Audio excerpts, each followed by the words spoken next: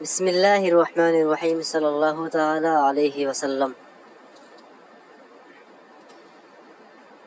کچھ لوگوں کے کہنے کے بعد اور میں نے خود اس چیز کا مشاہدہ کیا، میں نے خود کچھ چیزیں مدارس کے اندر دیکھی کہ جو ابتدائی طلبہ ہوتے ہیں، ابتدائی طلبہ کرام ہوتے ہیں، ان کے اندر کچھ کمزوریاں رہتی ہیں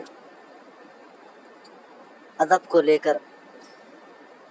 ترکیب صحیح سے نہیں ہو پاتی اور کلمات کے ترجمے صحیح سے نہیں کر پاتے، ایک کلمے کو دوسرے کلمے سے کس طریقے سے ملایا جاتا ہے، یہ تمام کمیاں جدید طلبہ کرام کرتے ہیں۔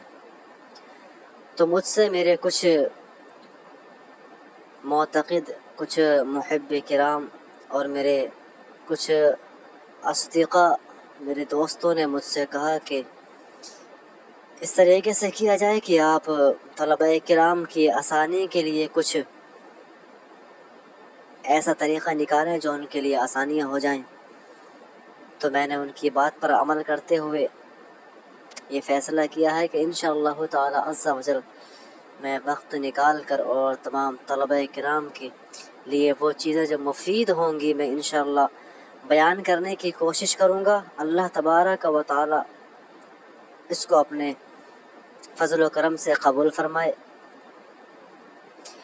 جو کہ مدارس کے اندر ہوتا کیا ہے کہ بچے بس رٹتے ہی ہیں۔ میں یہ نہیں کہتا کہ رٹنا نہیں چاہیے، رٹنا بھی چاہیے، ضروری ہوتا ہے، کیونکہ ابتدائی دور میں اگر آپ نہیں رٹیں گے تو پھر بعد میں آپ کو پریشانی آئے گی۔ لیکن رٹنے کے ساتھ ساتھ یعنی رٹنے کا طریقہ انداز یہ ہونا چاہیے کہ جب آپ رٹیں تو اس طریقے سے رٹیں کہ پہلے اس بات کو سمجھ لیا جائے، اس کے بعد میں پھر اس کو رٹا جائے۔ لیکن بچے کیا کرتے ہیں، جو جدید طلبہ کرام ہوتے ہیں وہ رٹ تو لیتے ہیں لیکن وہ سمجھ نہیں پاتے ہیں۔ یہی وجہ ہوتی ہے کہ وہ صحیح طریقے سے ترکیب، ترجمے اور ایک دوسرے کو ملانے کا ربط وہ آپس میں نہیں کر پاتے۔ اور اس کی سب سے بڑی کمزوری کیا ہوتی ہے؟ لغت، کہ وہ لغت کو نہیں سمجھ پاتے، لغت کس طریقے سمجھی جاتی ہے۔